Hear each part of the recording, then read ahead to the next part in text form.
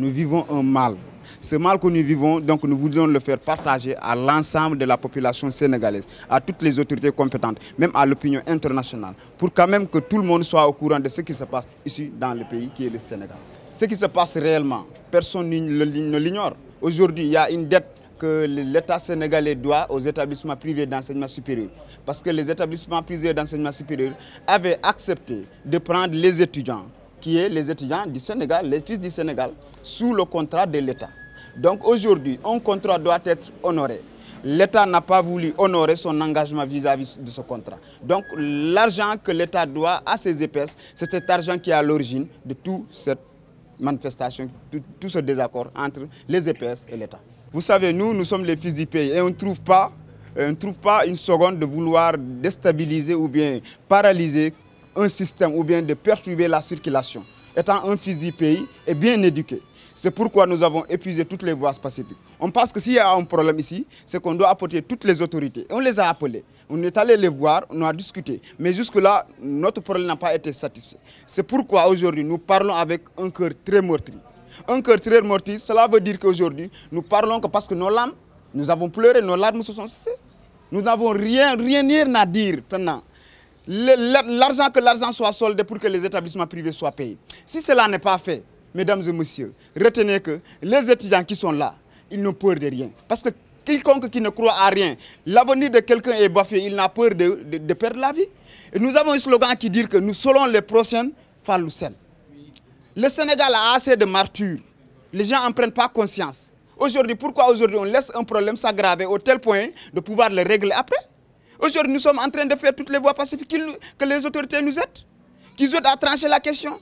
Mais toutes les autorités sont restées la bouche bée, personne n'a voulu réagir. Et pourtant, toutes ces autorités savent ce qui se passe.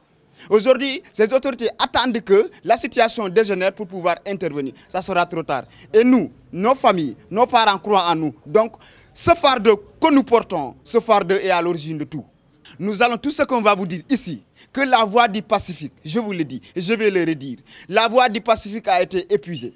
Maintenant, ça dépendra de l'Assemblée générale qui se tiendra aujourd'hui avec l'ensemble de ces étudiants. Maintenant, nous allons en décider qu'adviendrait-il de cette conférence. Mais retenez que la voie pacifique, elle est achevée. Nous avons passé au plan B.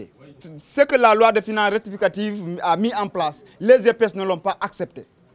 Les établissements privés d'enseignement supérieur disent que eux, si la somme totale n'est pas soldée, les étudiants ne retournent pas dans les salles. Aujourd'hui, je n'ai pas un intérêt de vouloir solder une petite somme. Parce que le mot d'ordre est détenu par les EPS. C'est eux qui retiennent les élèves, c'est eux qui renvoient les élèves. Ils ont renvoyé les élèves, disent que nous voulons les 16 milliards de façon globale. Donc si les 16 milliards ne sont pas soldés, nous ne retournons pas dans les salles. Donc ce qui sous-entend que les 3 milliards n'ont pas de sens. Verser la somme totale qu'il doit qu'on nous retourne dans les salles. On ne peut pas rester indifférent en attendant que certaines situations se fassent ou bien certaines règles se fassent. On n'a pas ce temps-là. Qu'on nous retournons dans les salles et qu'ils continuent leur procédure administrative.